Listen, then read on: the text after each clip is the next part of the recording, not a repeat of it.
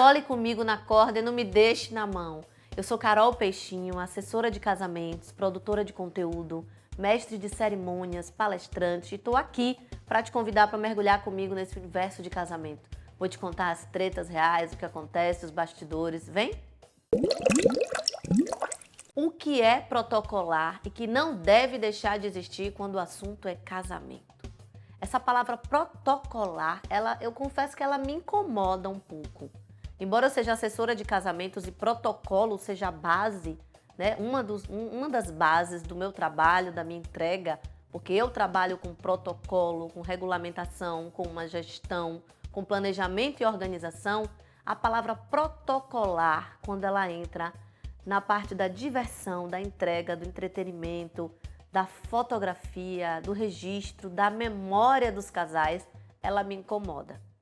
A gente sabe que falando de comportamento dos casais, comportamento do consumidor, dos clientes, do nosso comportamento, é importante que a gente tenha o registro do casamento.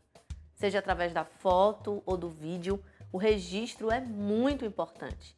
E ainda mais agora, em tempos de rede social, esse registro ganhou uma dimensão para além daquela memória afetiva que você compartilha em casa, que você olha depois na sua casa.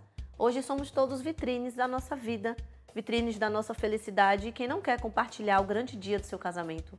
Depois de um ano e meio, 2, pandemia, reagendamento, quem não quer compartilhar um dos dias mais incríveis da sua vida? Claro que existem casais discretos, reservados e que nem fazem uso de rede social. Mas eu estou falando aqui do que é mais comum acontecer. Então, essa palavra protocolar, ela gera em mim um ruído quando eu penso no tempo que é levado, eu não vou falar desperdiçado, porque não é, eu estaria sendo injusta, mas o tempo que é investido no dia do casamento com os registros e com as questões protocolares. Vamos lá? Olha só, é muito comum que a gente pense nas fotos pousadas que vão compor o álbum do casamento.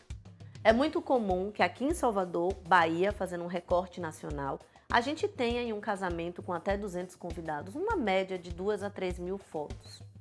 A gente sabe sim que o profissional da fotografia, o videomaker, ele precisa registrar de tudo. Ele talvez não conheça tão intimamente a família e o casal a ponto de saber quem é o melhor amigo, a melhor amiga, o vizinho, a avó, o padrinho de batismo. E ele precisa sim sair fazendo uma coleta, digamos assim, grande para que depois seja filtrado, para que depois ele trabalhe as fotos que serão editadas e escolhidas.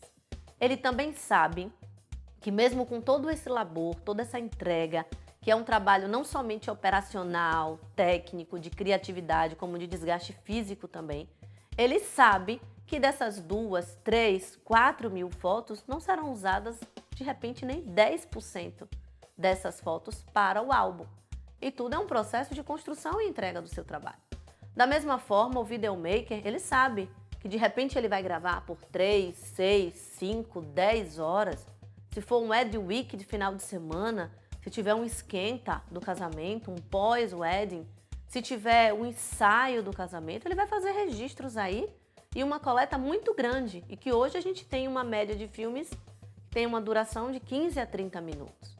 Porém, é preciso pensar também que o casal, para que tenha toda essa coleta, faz uma entrega muito grande no dia do seu casamento. E investe um tempo em que ele pousa, fotografa e muitas vezes se diverte menos.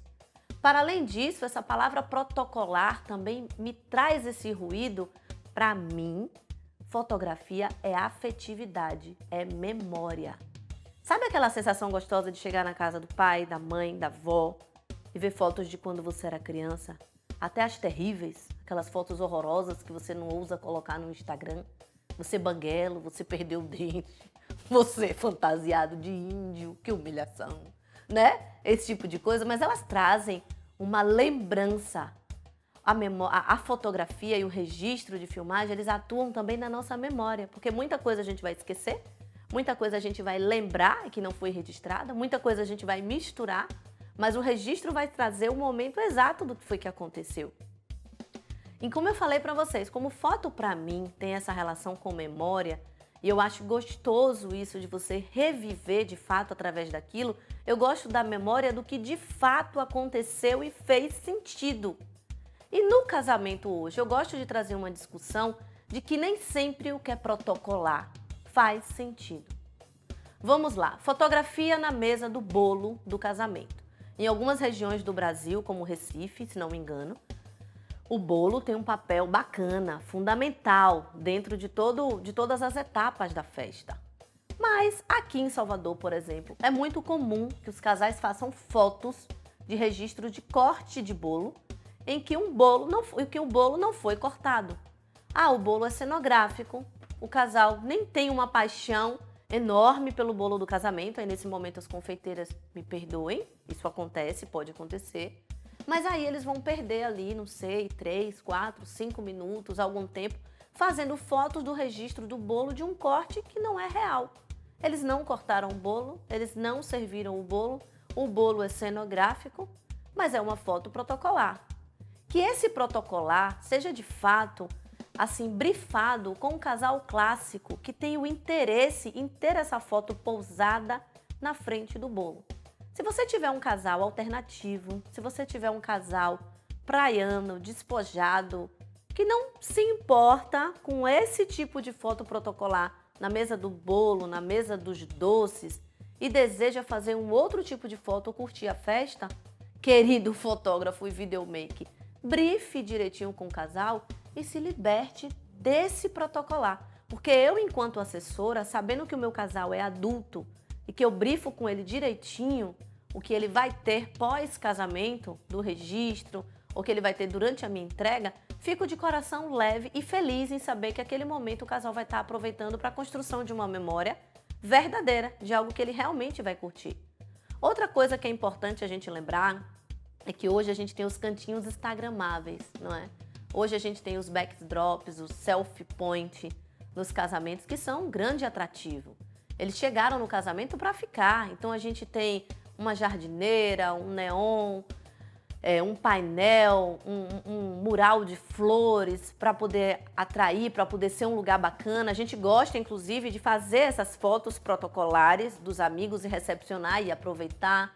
Mas eu percebo que com a chegada das redes sociais, se o casal tiver investimento, né, valor financeiro para poder fazer esse investimento, e a empresa de decoração também curtiu o embalo, se deixar, a gente tem. Eu já fiz casamento com 5, 6 cantinhos instagramáveis, com um casamento com horário do pôr do sol, e que a ideia era que a cerimônia fosse mais curta, que tudo fosse mais objetivo, que o sentido real das coisas fosse tudo muito reduzido para que a gente conseguisse fazer fotos protocolares nos 5 a 6 cantinhos instagramáveis. Eu sempre vou trazer o meu casal para o sentido. Se é importante e formos fazer do casamento um editorial, você tá feliz? Eu tô feliz? Tá tudo ok. Mas que é incrível, que é bacana, incrível não, que é bacana a gente trazer para o casal esse tipo de reflexão sobre os registros, sobre o tempo, sobre o aproveitamento da festa, sobre tudo que é válido. Eu tenho ouvido também alguns casais dizerem: eu não quero perder tanto tempo, eu não quero ir de mesa em mesa.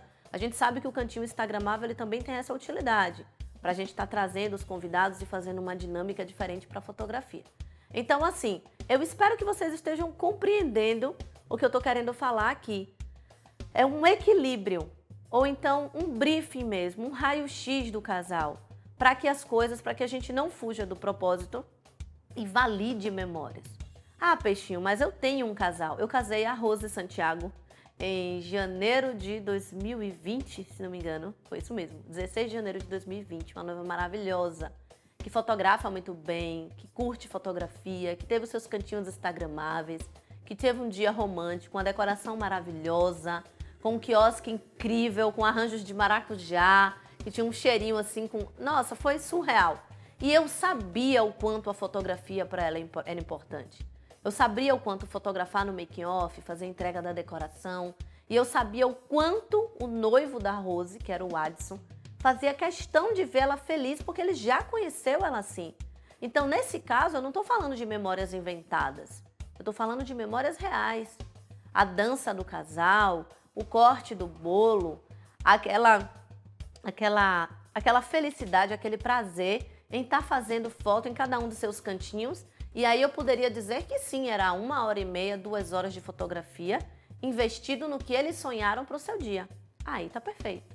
Mas eu tenho também os casais que querem aproveitar a festa, que querem fazer do casamento um se beber, se casar, como é? Se beber, não case. Que querem curtir absurdamente, que dizem, olha, deixa aquela foto jornalística, autoral, aquela foto não tão pousada, né? Dispensa a quantidade de cantinhos instagramáveis. Então aqui é somente uma reflexão, tá? Não é uma questão de ser contra as fotos protocolares, eu estou falando da questão do aproveitamento do tempo, do briefing, das memórias, de entender o que o casal busca, de trabalhar esses registros e a gente entender que independente do álbum do casamento, do pós, do making off, do dia em si, a gente precisa estar preparado para essas entregas personalizadas, explicando para o casal o que vai acontecer no dia, como funciona essa dinâmica do tempo, para que ele tenha esse direito de escolha.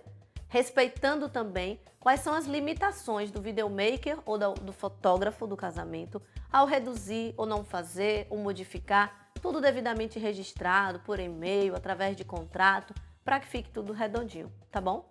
Eu espero que essa reflexão ajude vocês, isso é mais um ponto de vista aliado à experiência que eu tenho como assessora. E eu espero que vocês tenham curtido. Então, me conte aqui nos comentários a sua experiência com fotografia, com o tempo que foi usado no seu casamento, o que você pensa sobre isso. Aqui é para ser uma troca, eu quero te ouvir, quero saber, tá certo? Um super beijo aí da Peixinho e a gente se vê.